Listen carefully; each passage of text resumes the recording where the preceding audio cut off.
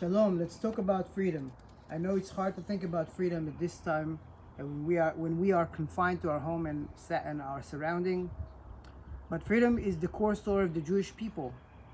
We retell the story every year during the Passover Seder. And yes, we will have a Seder.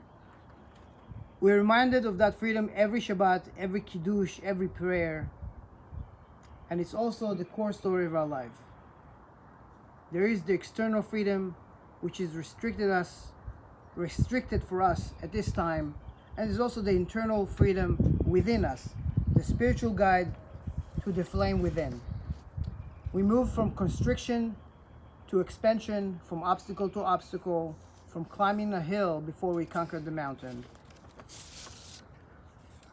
As we discover that we can be more than we have been, that from every difficulty we can grow stronger. But we need to remember that external freedom can be motivated by eternal freedom, and eternal freedom always exists.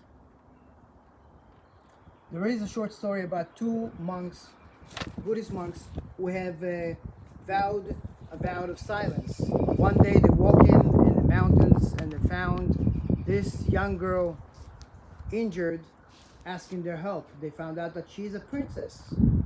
The elder monk picked her up on his back and carried her to her kingdom. They walked for days until they got to their destination. The whole time, the princess was complaining to the old man how old he is, how she's sliding, why he's not talking, and also, when are they getting there? Are we there yet? And the monk said nothing. After they dropped her off at her kingdom, in her palace, they walked away and continued their journey.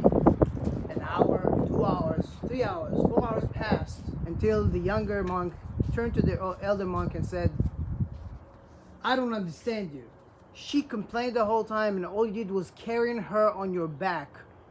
How dare she? How could you not just drop her there and, tell her off?" The elder monk slowly turned to the young monk and looked at him and said, "You still thinking about that? I left that trouble 4 hours ago." By helping one another, by calling and talking to one another, we making sure that we are all okay. We help even for a moment for another person to feel a little bit free in this confining time. The idea is that trouble and mountains and hills and obstacles could come throughout our life as people and throughout our heritage and stories of the Jewish people, history of the Jewish people. Yet freedom is within, and in order for us to allow it to grow, we need to embrace it and share it. I wish you all Shabbat Shalom.